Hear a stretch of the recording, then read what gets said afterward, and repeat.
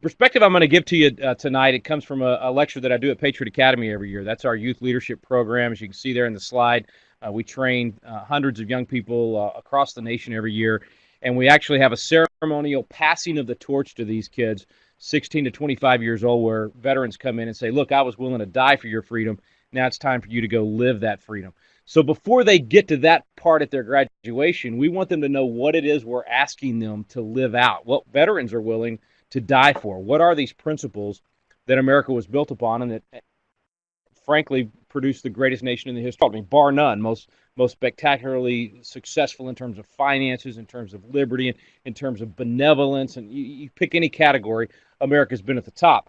I would argue we're not necessarily there anymore. We're not the great nation we were in the past because we've moved away from these timeless principles of liberty upon which the nation was built. So at Patriot Academy, and for a little bit tonight, we dive into those principles and we say, what is the formula that produced incredible results? Because when you change the formula, when you radically transform the formula, the cause, if you will, you get a very different effect. And that's what's happened to America. So this is really going back to the original formula, and that's what we're going to cover tonight. So here's what we teach at Patriot Academy. It's 4 basic principles: limited government, individual liberties, free enterprise, and timeless truths. We call it the LIFT principles to make it easy for everyone to remember. So tonight we're going to be talking about limited government, constitutional jurisdictions. But let me start by saying what limited government is not. We too often as conservatives tend to think of limited government as small government or a small amount of money for government, and that the way to shrink government is to spend less money. But limited government is not about how much money is spent, though we obviously want to spend as little as possible to accomplish the necessary goal. Limited government is about jurisdictions or not guidelines, actual boundaries for government. So government could actually spend billions of dollars within its jurisdiction and still be limited. I mean, we need a defense for a nation of 300 and almost 50 million people now, 330 million people. In order to protect that many people and protect a nation of our size, you're going to have a Defense Department that's going to spend billions and billions of dollars. So lots of money. We wouldn't want to shrink that down to near nothing because then we wouldn't be able to defend our nation. So it's not about how much money, it's about what we spend the money on. And therefore, we need to know what those jurisdictions are. What are the lines that government should operate within? That's what limited government is all about. And of course, we have a very well-defined government in our Constitution, but we're outside of that. So if government was to stay within its jurisdiction, and the slide's a little bit misleading, it doesn't necessarily mean geographically, but just for a picture, if we can, a limited government stays within its boundaries. Our government is outside of its boundaries. Our federal government has gone way beyond what we ever intended for it to do. It spread itself out into all these areas of our nation that it was never intended to be a part of, and that we never, even to this point, have still not, we the people, given it the jurisdiction or broad jurisdiction. I mean, we're allowed to do that. We can change the jurisdictional lines. We've done that a couple of times in our history and in amendments to the Constitution. And when we do that, it's kind of like we take the bucket of powers or rotations upon the government that has a lid on it, that has a lock on it, and we the people are the only ones with the key. At least that's how it's supposed to work. And we can open that bucket. We can put it power, a new jurisdiction. We can redraw that line. And if it's we the people that are doing that, that's perfectly constitutional, perfectly fits with our concept of government. But when someone else, government without our authority, does it, we're going back to the old days. See, this picture here is the model of government everywhere on the planet in 1776. Every nation had this type of a model. Power and freedom came from God, went to the king or the queen, the monarch, and then they gave it to the people only as they saw fit. So they determined the jurisdiction of the people. They determined the freedom of the people, and they had unlimited jurisdiction. Our founding fathers said, hey, that's backwards. That's wrong. They said, we don't believe that's the way it should be because we don't believe in the divine right of kings. There's a whole reason they had a different mindset we won't get into tonight.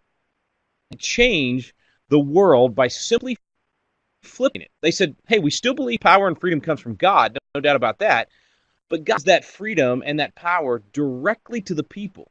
And then we, the people, we give it to the government only for one reason, and they defined it right there in the Declaration of Independence, that to secure these rights, government instituted among men, deriving their just power from the consent of the governed. So what they were saying is, look, we need government. We're not anti-government. We're pro-government. We're for government. That's a God-created institution, and you need it if you want to have true civil liberty. Then there will be certain limitations on that liberty when you live in a society, and government has to be there to enforce that. So we need government to keep peace. So they put government in place specifically to secure those rights. What rights? Life, liberty, and the pursuit of happiness, or at least among these, life, liberty, and the pursuit of happiness. And man, it worked great. I mean, it produced a phenomenal nation because it kept government in check, and we the people were in charge. But we the people also remembered that our freedom was coming from a higher source.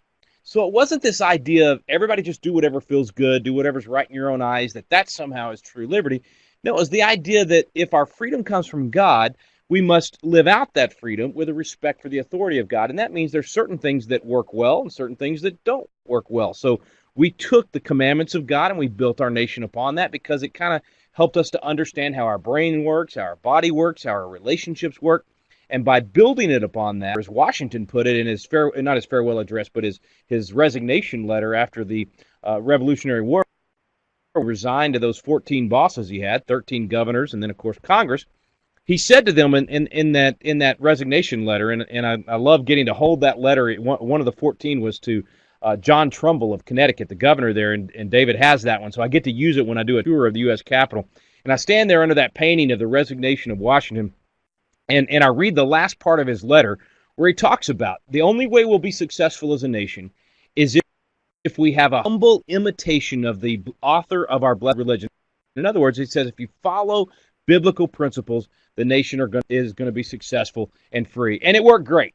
And then all of a sudden, about 50 years ago, we decided, we like this formula, but we want to change a little bit. Not much. All we want to do is if we want to have true freedom, we don't want any limitations on us at all. And so if we're going to have no limitations, then we got to get rid of this God thing. And then when we got rid of the God thing, all of a sudden, before we knew what happened, now 50 years later, the whole formula has flipped because we changed one thing within the formula. Now we find ourselves, we the people, not telling the government what to do, but the government telling us what to do. And worst of all, one of the three branches is now telling the other two branches what to do and telling us what to do. The founders never would have envisioned that 5 of 9 lawyers in Washington, D.C. would be making law for 330 million people, but that's where we find ourselves.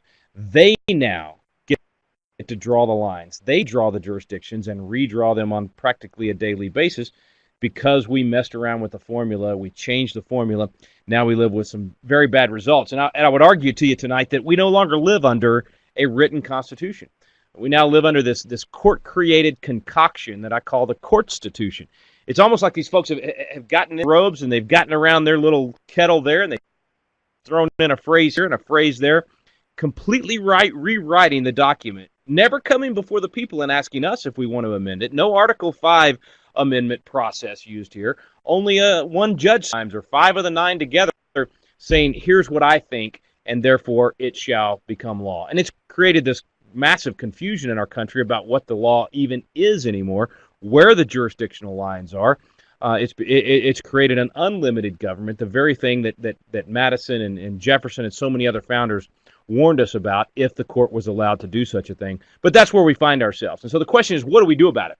How do we flip this thing back around? How do we, the people, once again reestablish ourselves as the authority over the government and therefore begin to limit it once again? So if we had time to go through our entire program that we do on these timeless principles, we'd talk about what limited government is, and specifically we'd say, what are the things government should do? Without much time to do that, let's just real quickly fly through what we did decide the government would do in the American Constitution, what specific U.S. limitations we put in place, where we've gone wrong, and then some steps to restore those limitations. So this is where that concept of consent of the governed comes from. As I was mentioning earlier, in the Declaration of Independence, it talks about those governments being instituted among men, deriving their just powers from consent of the governed.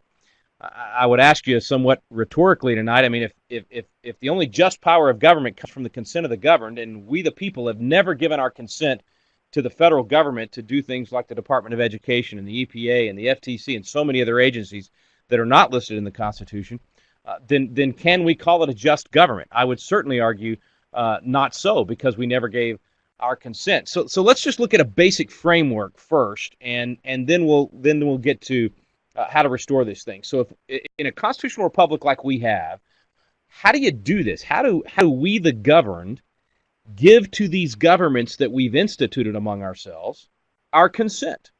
How do we actually give them consent for just power rather than them having unlimited powers that we never gave them consent for? I mean, if we elect people, we're a republic. I mean, if we elect people and we put them in office, aren't we supposed to just trust that they'll make decisions for us? Or should we limit even those people that we choose to elect? So we put people in office, we got a republic, then how do we actually elect them? Well, we first got to realize we're not a democracy, we're not a republic. The founders debated all that, didn't want to be a mobocracy, what they called one of the greatest of evils. But we're also not technically just a pure republic.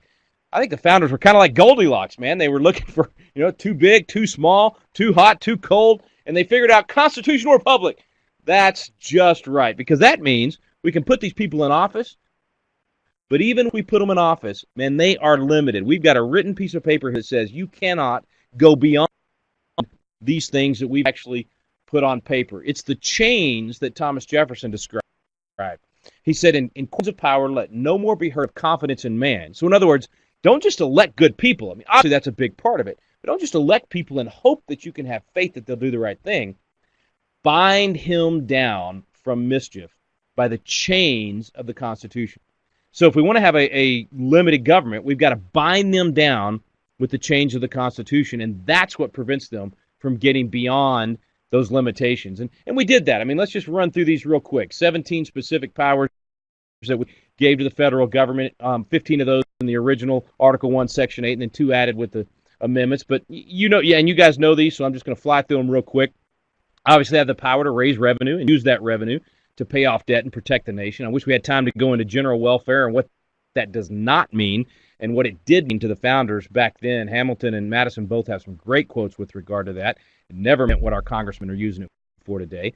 Number 2, they can borrow money. Absolutely, yes. They are constitutionally, they are allowed to put us in this $20 trillion debt we find ourselves in. I wish we could get that amended. We came within one vote of getting that amended a few years back, and hopefully someday we'll be able to get that through. But yes, they have the power to borrow money. Third major power is the Commerce Clause, which does not give them unlimited power to micromanage the economy. It's some specific, very specific powers with regard to making sure that the playing field is level, that you don't have states implementing some sort of tariff preventing other states from being able to bring in their goods or individuals being able to bring their goods from other states. And then, of course, having one negotiating entity with foreign nations instead of 50 states negotiating with them, and then with Indian tribes. So very specific. And we're actually going to come back to this tonight because it's one of the major areas that the federal government's distorted redrawn the lines, if you will, of those limited jurisdictions. Okay, establish immigration laws, establish bankruptcy laws and process, currency and supply and value of money, establish post office and post roads, protect the property of inventors and artists. We're going to come back to that one as an example as well because it's an easy one. Create the lower level courts. Notice that is Congress's job. That's a whole other topic, but the court does answer to Congress if Congress would just do their job. Number 10, define and punish piracies and felonies committed on the high seas and offenses against the law of nations. To declare war. Notice there's no specific description of how to declare war. So Congress gets together and says, hey, President, go do this. They declared war even if there's not a specific written declaration of war. Mark and reprisal. This is not our first war against radical Islamic terrorism. We dealt with this in the founding era. First 3 or 4 presidents had to deal with it. That's why Jefferson sent in the Marines and why we have in the Marine Corps him to the shores of Tripoli. That's a whole other story. Number 12, make rules for a national military. Call forth the state militias for national needs. Oversee and govern all federal property. The necessary and proper clause does not add any additional powers. It just says go do what you got to do to fulfill these other powers that we've given you. Prevent slavery and prevent states from violating constitutional freedom. So 17 specific powers there. Let me give you 2 examples of how the court took the constitutional jurisdictional lines that we drew right there in the Constitution, and then they expanded it and redrew those lines without ever asking us about it. Here's the first one, real easy one. Protecting the property of inventors and artists. Now, if you read along with me there, it says to promote the progress of science and useful arts, period. Meaning, Congress, you do whatever you want to promote the progress of science and useful arts. Well, no, that's actually not a period. That's a comma. So it doesn't mean anything that you want to do, Mr. or Mrs. Congressman. It's actually very specific. The only way that you can promote the progress of science and useful arts is by securing for limited times to authors and inventors the exclusive right to their respective writings and discoveries. So we're talking patents, copyrights, trademarks. The only job of government is protect your property. We're right back to the Declaration, to secure these rights. So their only job is protecting your invention or the book that you wrote or whatever it might be, not funding it. I mean, you have some great ideas, whether with science or the arts or whatever it might be, but it is not the job of government to fund that, because then the politicians are taking our money and investing in the things they want to invest in, which means they're going to scratch the back of the folks that they know, and that's how we get all the abuses of this, Solyndra, and all the other things. It's why the money ends up going to the wrong places. That's why all the government money is going to stem cell research, embryonic stem cell research that doesn't work, has failed miserably, no success. All the venture capital money, you and I are putting our money into adult stem cell research because it works, it's produced results. If we would do that with all scientific research and all arts, the money would get to the right place faster. Every time government takes your money and decides who's going to get the research dollars, we're slowing down the cure. So if they had stayed within the jurisdictional lines, we'd all be better off. But we've allowed them to expand and not just protect your invention, but begin to pay for and choose who they want to invest in, totally outside the boundaries of what we originally drew for their lines. But that's the new lines. Now, second example is the Commerce Clause. You can see in this slide what it was originally intended to do, just those three things we talked about earlier. Prevent any kind of interstate commerce obstructions. You know, they knew that free enterprise, free flow of commerce would be good for the nation. And in fact, it was one of the main reasons the Constitutional Convention was called in 1787 was to stop these barriers to entry and these barriers between states. So that worked incredibly well, and the court actually followed the language of the Constitution for years. It wasn't until the 1930s that they completely changed their mind, the switch in time that saved nine.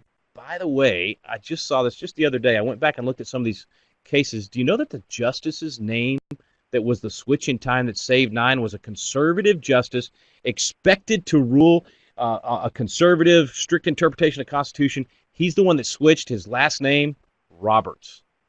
Kind of eerie. Anyway, but here's what we have now. Ever since those decisions, for about a 70-year period there, the courts never said no to the Congress. Let the Congress redraw the lines, so the court then started redrawing the lines to the point that the Commerce Clause now became this massive, unlimited license to the federal government to micromanage the economy in every transaction, whether it crossed state lines or not, even if there's no transaction, even if there's no commerce at all, the federal government still gets to go in and micromanage and regulate. That is not what we, the people, gave the federal government the power to do. We never gave our consent for this redrawing of the lines, but that's what the court has done with this courtstitution that we mentioned earlier. So it's a massive, massive expansion of government, totally away from the limitations that we put in place. So we've got to have some steps to restore. And there's just three things I want to throw at you tonight, and I'm sorry, I want to take questions, and I think I see a red dot, so I need to click on that. But let me just fly through this real quick, and then we'll jump into questions. So let's take this example of the Commerce Clause. How do we restore those constitutional jurisdictions? Well, they did give us the power to do that. They told us. George Mason said at the Constitutional Convention, he said, look, the federal government's going to grow out of its jurisdictional lines because that's the nature of man. In fact, they quoted often the Jeremiah 17:9 says, the heart is evil, no man can know it. So we got to have separation of powers. We got to have a horizontal separation of powers. The three branches of government keep each other in check. Then a vertical separation of powers, federal, state, and local, keep each other in check. And that way we'll keep people from going too far.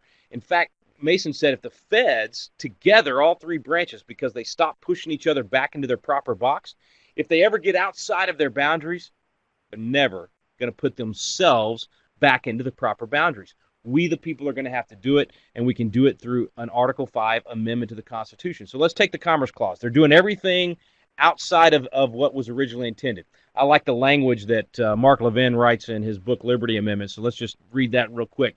This would restore the proper jurisdictional lines when it comes to the Commerce Clause.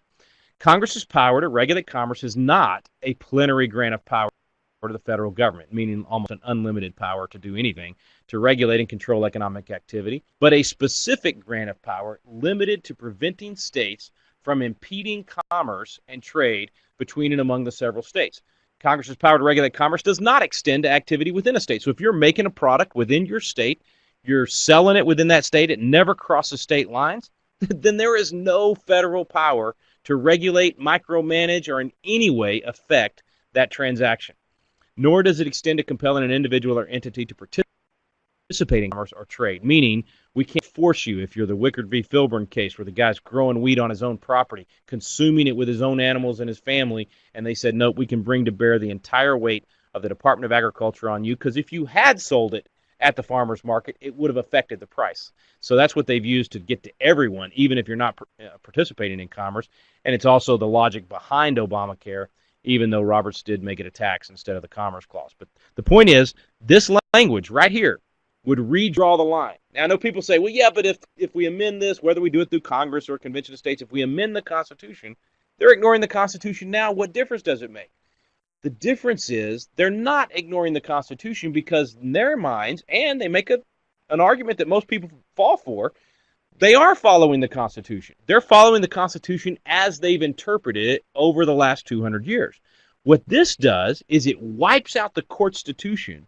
It restores the original intent of the Constitution, and now they're going to have to reinterpret this new language, and it'll take them 50, 60, 70, maybe 150 years to get back to the point of redrawing that line to anything and everything they want. So at least we get a reprieve for those years until they misinterpret it. It's a way of trumping an out-of-control court, and it's we the people doing it through the Constitution. So that language right there would solve that problem if we could restore it. And I don't think there's any way Congress will do it. That's the way we've amended the first 27 times in the Constitution.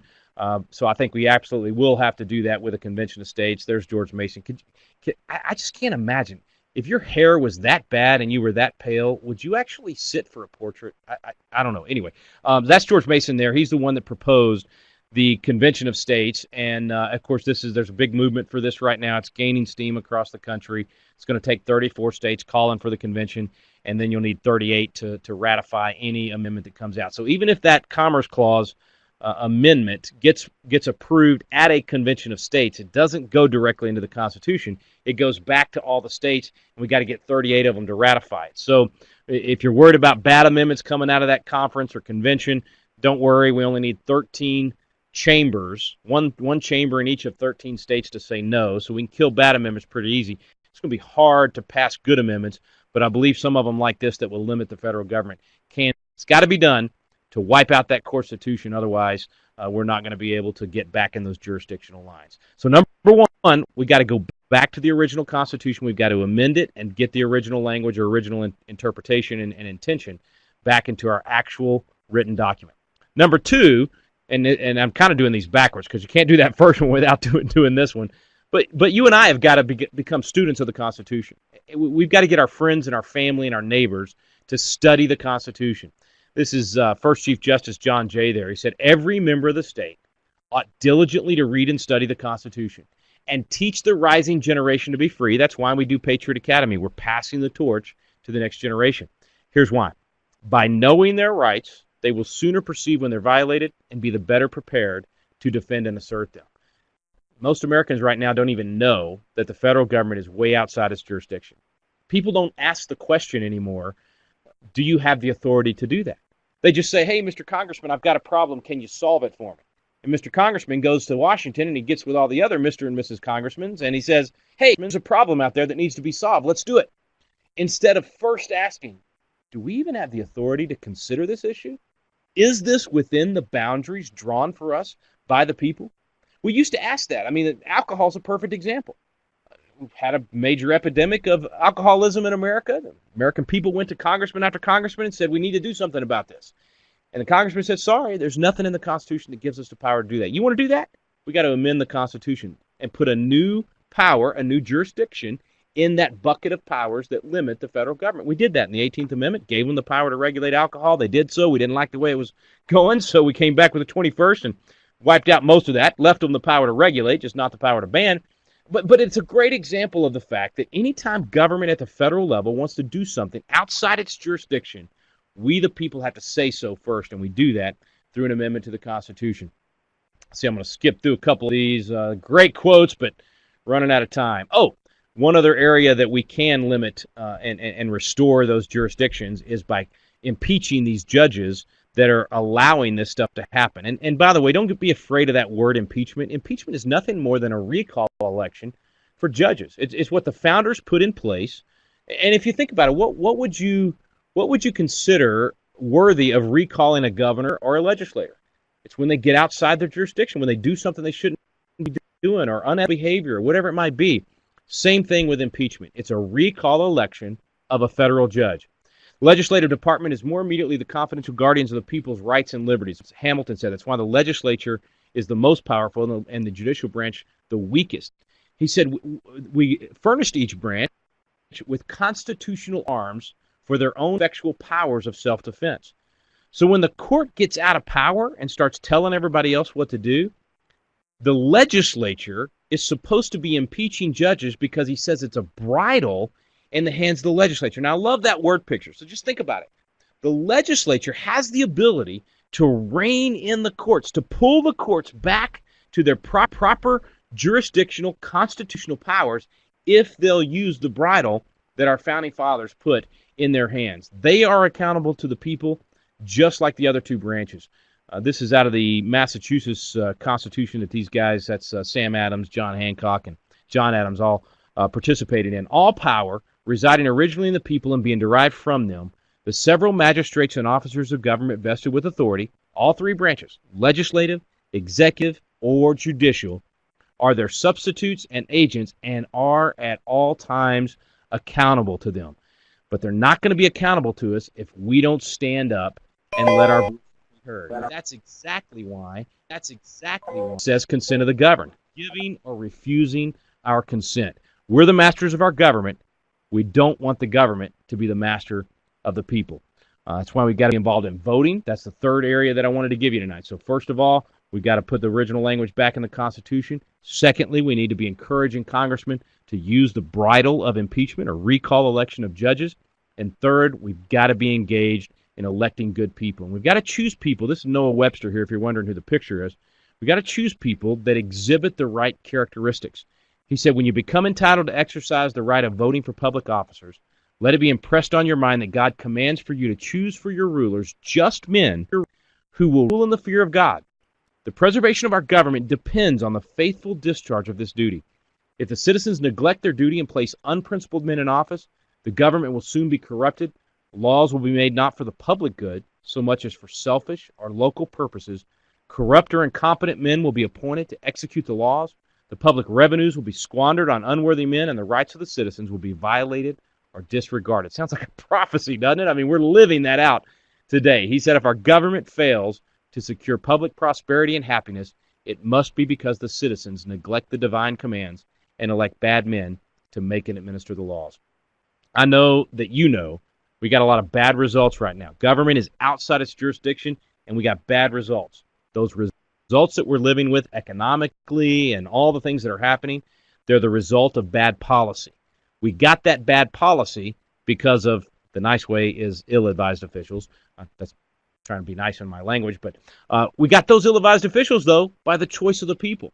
So last thing I want to encourage you to think about is this pool of the ingredients. This is the sort of the mixing bowl of how we get certain policies in our nation. And there are three ingredients, and you affect all three. Number one is the knowledge of the people. That's why you're part of Citizens for Self-Government. It's why you're here tonight studying. So we're increasing the knowledge of the people. Number two is the pool of candidates. I would argue that we've got a better pool of candidates now than we've had in years, though we didn't end up such a better pool of candidates for our options in November, but I'm not going to go there. But we've got to continue to increase that pool of candidates. That's why we do Patriot Academy, raising up a new generation.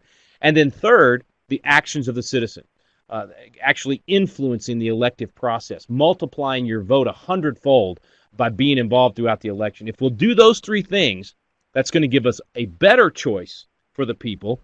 We're going to end up with statesmen and patriots. A politician is only thinking about the next election. A patriot is thinking about the next generation. We want statesmen and patriots. That'll give us good policy. That good policy will give us good results, and we'll get back to restoring that freedom. We'll get back to the more freedom and choice, lower taxes, smaller government, strong defense, secure borders. We all agree on the outcome right here that you see on the screen. We all agree that's what we want. But the formula is found in being engaged in those three things. We've got to be engaged in all three. You've got to be willing to give your life, your fortune, your sacred honor. That's your time, your life, a little bit of your time every week. Your fortune, that's your money invested in good candidates and good causes. And sacred honor, being willing to speak the truth no matter what. I'll give you two commercials and then we'll go to questions. No commercials and then we'll go to questions. One, listen to Wall Builders Live every day. Monday through Friday, David and I cover founding principles. We apply it to the day. We have all kinds of great interviews with people on the front lines of our defense for our founding principles. wallbuilderslive.com. You can get up and find out which station we're on close to you, or you can listen online right there on the website. Patriot Academy. Get some young people to Patriot Academy, 16 to 25-year-olds. Man, we're teaching them Founding Fathers' philosophy of government, speaking skills and media skills. They're sharp. They're articulate. They're going to win the day. I'm telling you, this generation is the remnant God is raising up. If you like a little bit of what you heard tonight, you want to do the full course, David Barton and I do a full-blown 12-hour course on the Constitution. It's fun. It's exciting. We actually teach it in the room where the Constitution was framed, so actually in Independence Hall for about half the course, and the other half we're in that amazing library of David's pulling out all those documents. I'll leave you with this quote, and we'll go to questions. To God and posterity, you're accountable for your rights and your rulers. Let not your children have reason to curse you for giving up those rights and prostrating those institutions which your fathers delivered to you. That's our job, folks. That's why we're here. We want to preserve this for future generations. I know you want to do that as well. I pray you'll do all that you can. And let's jump into questions. Thanks for listening as long as you did. I'm going to take a breath now, and we'll see where you guys want to take it with the questions.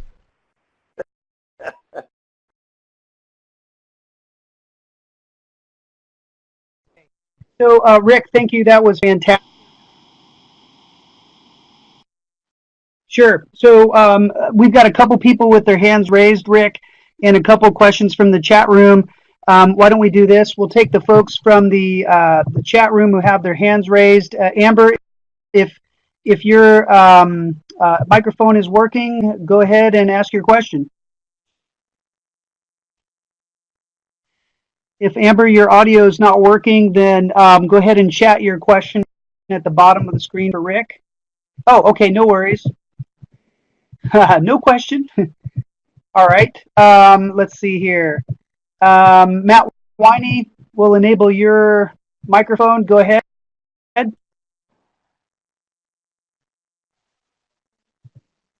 We can hear you. Go ahead.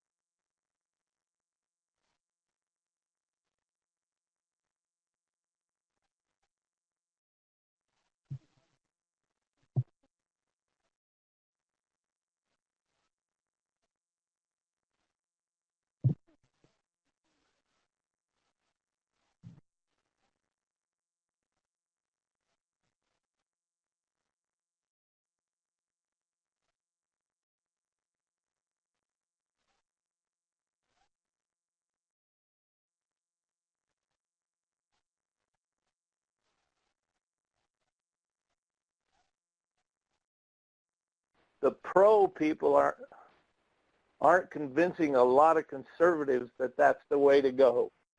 So I guess my question is, how do you do that?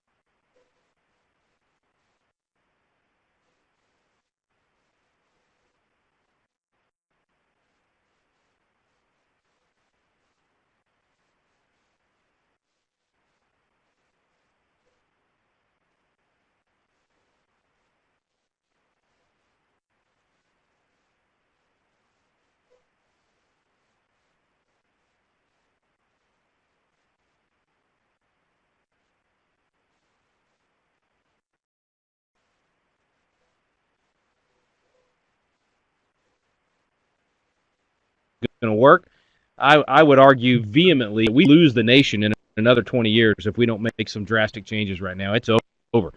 I've come to the point that I don't believe you can restore the republic without a convention of states. It's the only way we're going to reboot the system and get the Constitution back in its proper place. Awesome. Jennifer Reppert, your audio is enabled, so go ahead and ask your question.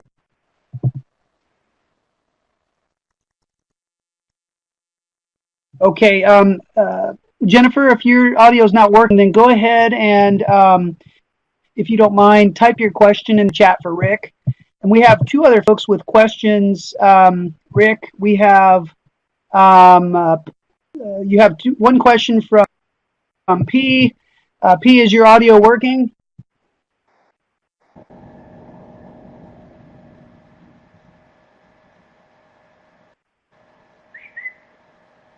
Okay, P, if your audio is not working, go ahead and type your question in the chat for Rick. And Stuart Chandler, we're going to enable your audio. Go ahead. Hey, thanks for taking my question. So I'm a member of the Arizona Liberty Caucus here in Chandler, Arizona. And we are vehemently against the Article 5. We actually have been kind of outspoken about it. You're starting to make me scratch my head. I think one of the wonderful things about shows like this and the people that are on this site is that we are open to listening. So I'd love for you to kind of delve into that a little bit more. One of the concerns, and you just hit that topic, was once the and I'm going to use a bad word here. Once the Constitution is dissolved, essentially from an Article 5 declaration, or that amendments are starting to be put up, and you touched on this a little bit, but it seems like things could be stricken from the current Constitution. We could lose our Second Amendment rights. We could lose our Fourth Amendment rights. They could be abolished. Anything could happen. And so what we're asking is to trust the people in leadership that we're so against to do the right thing if we institute this Article 5. And the last part of the question is that is it that bad, or can restoring the republic happen through hiring people and electing people of the Constitution?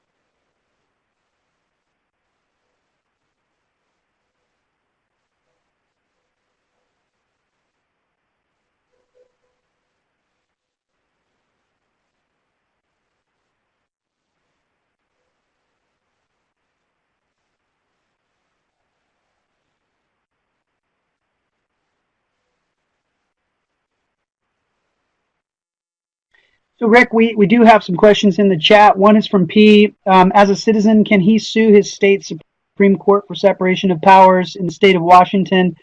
The state court is telling the legislature what they have to spend or need to spend. In my understanding, the purse is to be controlled by the legislature, not the courts.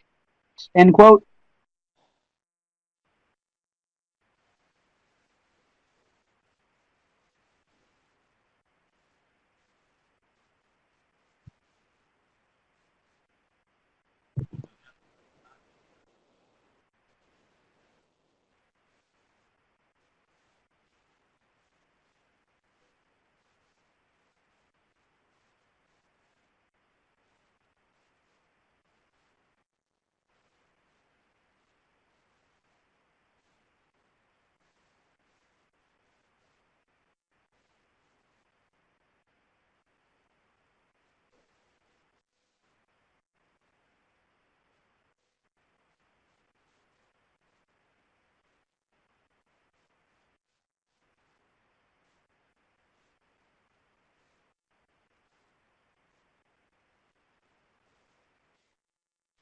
Next question is from. Oh, go ahead.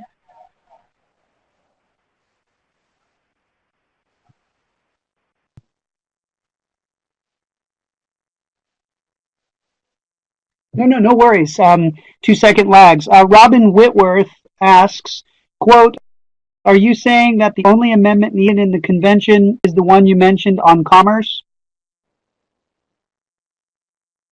Can you hear me, Rick?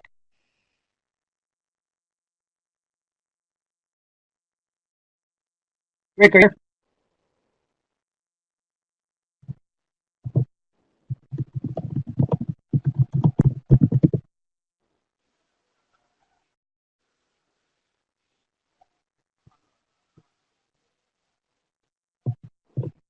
here? Go ahead with the answer to that question, Rick.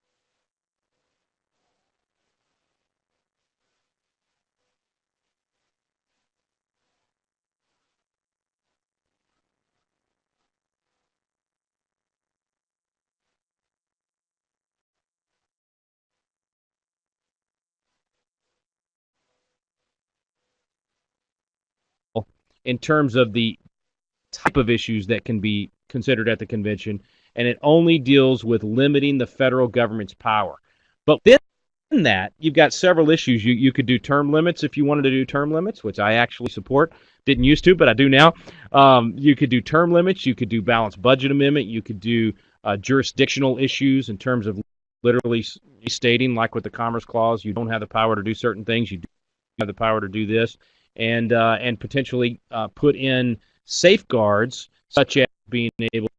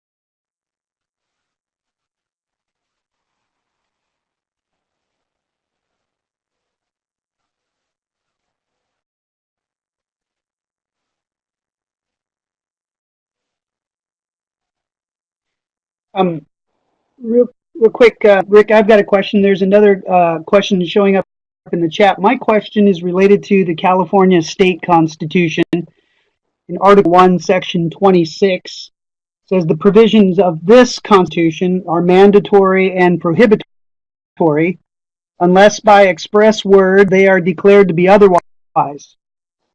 Now, in Article 1, Section 7.5 of the California Constitution, it says, only marriage between a man and a woman is valid or recognized in California. However, a federal judge declared through express words that that provision in the California Constitution is not mandatory. So isn't it true, based on the language in their own Constitution, that they've shot themselves in the foot through the court systems in cooperation with the federal inferior court system?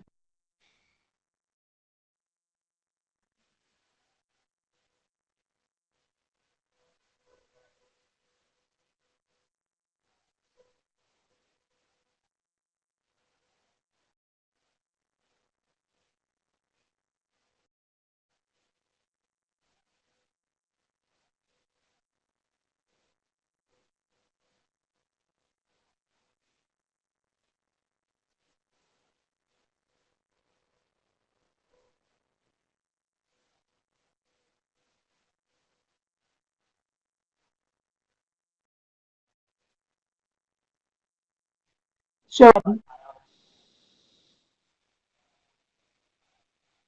well, it's interesting.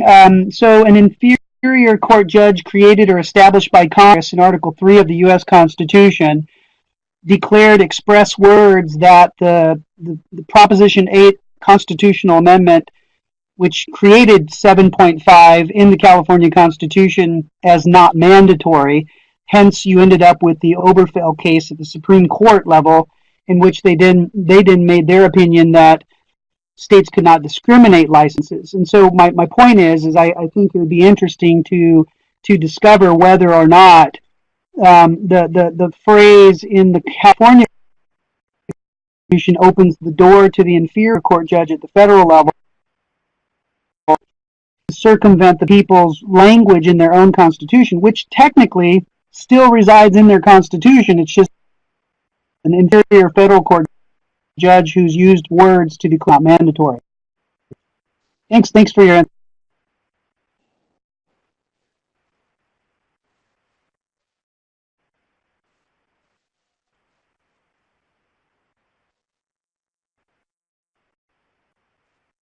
Yeah.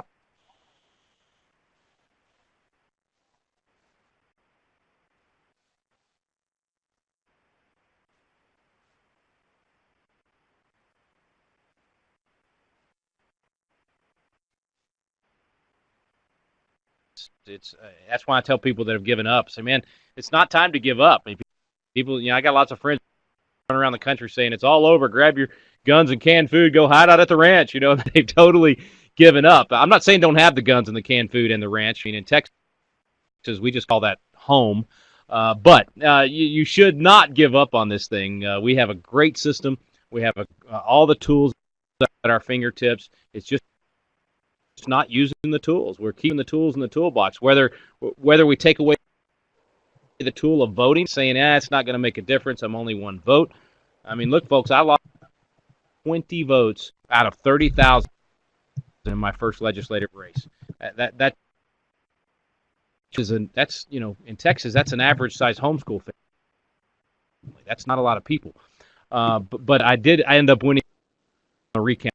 So we won by 36 on the recount. So don't ever let anybody tell you that one vote doesn't matter. And everybody on this webinar tonight, I guarantee you're the kind of people that can go out and win 100 votes for the candidate of your choice. So don't take the tool out of the toolbox. Even bad choices like I feel like we've got for president this year, you still have to let your voice be heard. You still got to stay engaged, and certainly in those down ballot races. So all those tools need to be used, including the Article 5 convention. But every tool that we've been given by the founders and, frankly, by God in basic innate rights, we've got to be using these things and engaged.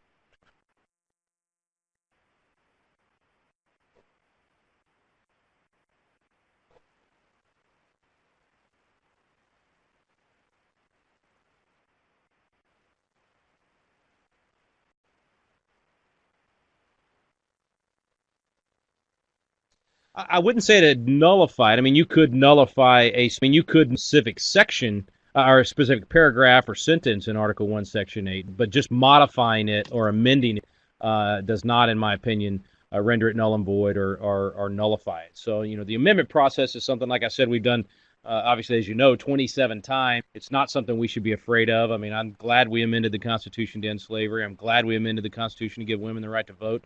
I think those are important things that we did. Frankly, I'm glad we amended the Constitution to put the Bill of Rights in there, put the Second Amendment in the first place. So, I do think there's some real modifications that need to be made, not to the Constitution, but to the court institution. But the only way to do that, the only way to get rid of those bad Supreme Court decisions is to go back to the actual language of the Constitution and reinforce the original intent of that original language. And to do that, you have to essentially rewrite it so that you take away all those bad decisions, but rewrite it in a way that makes it clear we want what the founders originally intended with regard to the Commerce Clause or the power of the courts to be limited in just giving opinions and applying the law, never, ever, ever actually writing the law.